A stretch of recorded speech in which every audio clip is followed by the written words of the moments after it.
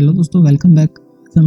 आज हम T.S.. Allied का एक प्ले को रीड करेंगे द कॉकटेल पार्टी, जो कि 1948 का प्ले है। The cocktail party T S. Eliot का एक नाटक है। नाटक के तत्व प्राचीन ग्रीक नाट्यकार यूरोपिड्स द्वारा एल्केसिड्स पर आधारित है। यह नाटक अपने जीवन काल में एलियट के 7 नाटकों में से सबसे लोकप्रिय था। 1935 के नाटक मर्डर इन द कैथल को आज भी याद किया जाता। The cocktail party T.S.. Allied ने 1948 में इसको लिखा गया था और न्यू जर्सी में इंस्टीट्यूट फॉर एडवांस स्टडी में उन्होंने एक विद्वान स्कॉलरशिप था जब इसको प्रिंट किया था। कॉकटेल पार्टी को पहली बार 1949 में एडिनबर्ग फेस्टिवल पब्लिश किया गया। 1950 में यह नाटक लंदन और न्यूयॉर्क के सिनेमाघरों में सक्सेसफुल रहा था। ये जो नाटक है एक वैवाहिक जोड़े पर आधारित है। इसमें मैरिज लाइफ की प्रॉब्लम्स को सॉल्व करने के लिए किसी अजनबी का हाथ है, उसके बारे में बताया गया है। इसमें कैरेक्टर्स हैं जो कि बताया तो एडवर्ड एक मिडिल एज लॉयर है, लवीना उसकी वाइफ, जूलिया एडवर्ड की फ्रेंड है, सीलिया सेंसिटिव यंग पॉइंट है, पीटर एक शर्मिला लड़का है जो कि सीलिया को लव करता है, अलेक्जेंडर और उसको अलेक्सा भी बोलते हैं, जो कि एक फ्रेंड है एडवर्ड का और जो कि जूलिया को लाइक करता है। Sir Henry who at first is known only as an unidentified guest at a cocktail party in the Edwards flat। तो चलिए शुरू करते हैं। एडवर्ड अपने लंदन के फ्लैट में कॉकटेल पार्टी दे रहा है। माहौल कुछ थोड़ा तनावपूर्ण है क्योंकि Lavinia the host is not there.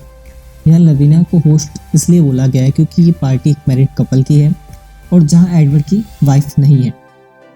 Edward जल्दबाजी में बोलता है कि वो अपनी बीमार आंटी के साथ है, हमेशा की तरह एक्स के एलेक्स के पास बताने के लिए एक विदेशी कहानी भी है।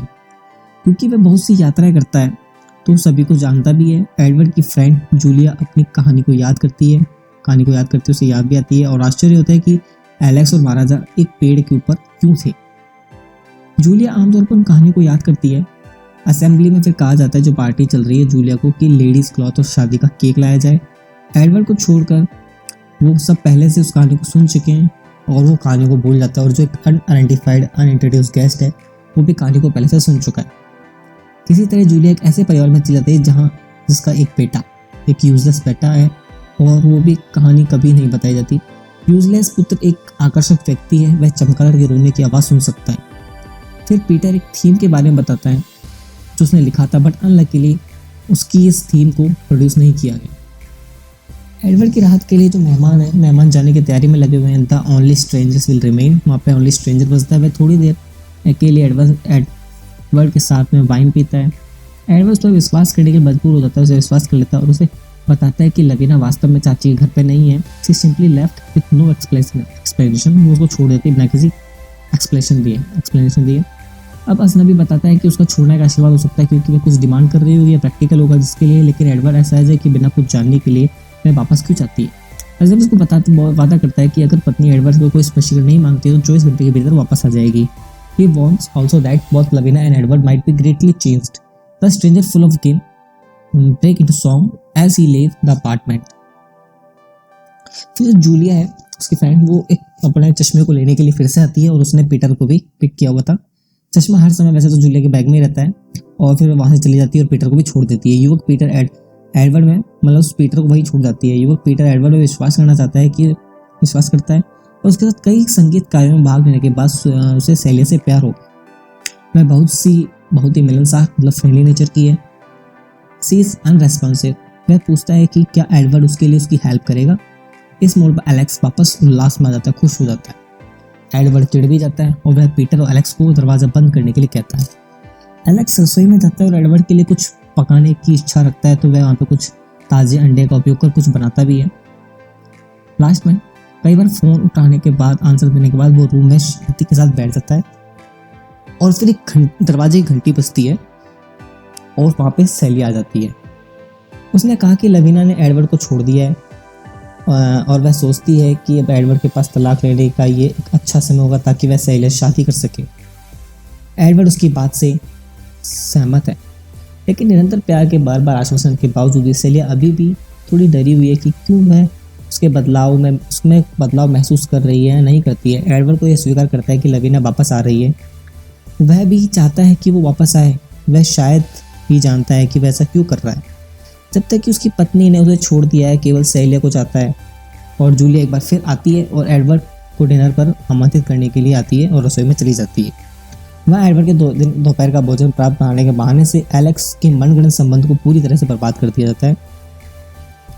अगले दिन अजनबी फिर से आता है। दोबारा वह एडवर्ड को चेतावनी देता है कि लवीनिया को वापस लौटने के लिए वह नियंत्रण रखे अपने मन पे, वह वापस आएगी। तो वह वापस आएगी तो वो भी तुम्हारे लिए अजनबी हो, तुम भी उसके लिए अजनबी हो। लेकिन वो बोलता है कि एडवर्ड उसकी पसंद है। एडवर्ड को किसी भी आगंतुक को बुलाने के बाद अजनबी पीछे की सीढ़ियों से निकल जाता है। सेलिया सबसे पहले आती है। लवीना को एक टेलीग्राम में जवाब मिलता है कि वो जूलिया से कोई रिक्वेस्ट कर रहा है या अनुरोध कर रही है। जब एक साथ होते हैं तो सेलिया के पास एडवर्ड को ध्यान से देखने के अलावा कुछ नहीं होता। वह केवल उसको देखती रहती है और यह बात केवल एक हास्य एक जोकपूर्ण है जो कि लोगों के लिए मजाक बन जाती है। और अब वह अपने मन में हंसती है। एलेक्स के इनविटेशन पर पीटर आता है। एलेक्स को लवीना का भी टेलीग्राम मिलता है। सेलिया के अपमान के लिए उसके पास टाइम है, लेकिन वो बोलता है कि नहीं, मुझे कहीं जाना है, हॉलीवुड के लिए जाना है, तो वह जल जाता है।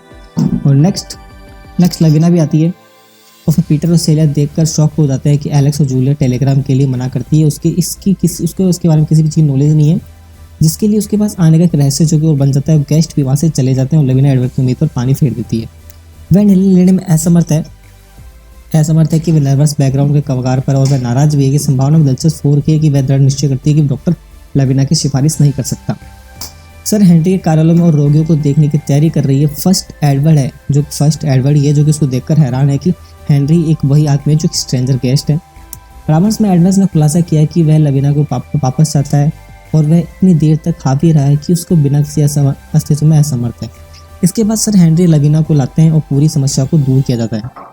बातचीत के दौरान यह पता चलता है कि लवीनिया ने एलेट के साथ सीलिया को संबंध के कारण छोड़ दिया था। एडवर्ड कुछ हद तक यह जानने के लिए हिल गया कि उनके अफेयर के बारे में वह जानती है, और फिर भी थोड़ा कॉन्फिडेंट होता है कि लवीना भी स्वीकार करती है कि उसका भी पीटर के साथ अफेयर है।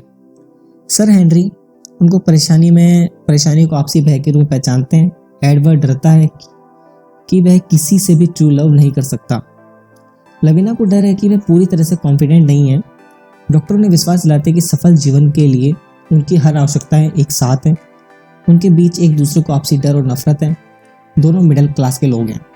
वे एक दूसरे को छोड़ देते हैं एक छोटी सी डाउट के लिए। जूलिया डॉक्टर के साथ यह पूछने के लिए पहुंचती है कि उसकी स्कीम कितनी सफल रही। यह वह है जिसने सर हेनरी को आने के लिए प्रेरित किया था। एलेक्स ने उसे छोड़ दिया था। सेलिया एक परामर्श के लिए भी आती है। उसे लगता है कि अपराध और पाप एक अस्पष्ट भावनाएं हैं, और वह फिर आराम करने चले जाते हैं। उसके साथ बात करने के बाद सर हेनरी पहचानता है कि वह एक उत्कृष्ट व्यक्ति है और उसकी नियति उसे बुलाती है। वह आराम से रहने के लिए और जो भी करता है उसे आराम से करने के लिए सलाह देता है। 2 साल बाद फिर से एडवर्ड एक कॉकटेल पार्टी रखता है। वह अपनी लाइफ में सुलझा हुआ भी है और यहाँ तक कि प्यार करने का दिखावा भी करता है। उनके लिए कॉकटेल पार्टी एक सामाजिक प्रतिष्ठा का पैमान है। पीटर जल्दी में है और वो जल्दी में आता है क्योंकि वो अमेरिका की सक्सेसफुल लाइफ जी रहा है, उसके पैसा भी काफ़ी है और उसके पास इतना टाइम भी नहीं है। और next Alex arrive next, he just back from bearing the white man's burden on a tropical island. वह सेलिया की मौत की रिपोर्ट देता है। सेलिया द्वीप पर एक नर्स थी और एक देश विद्रोही में मार जाती है। उनके भाग्य ने मानवता के प्यार के लिए शहादत देने के लिए बुलाया है। तो आज के प्ले बस इतना ही। थैंक्स।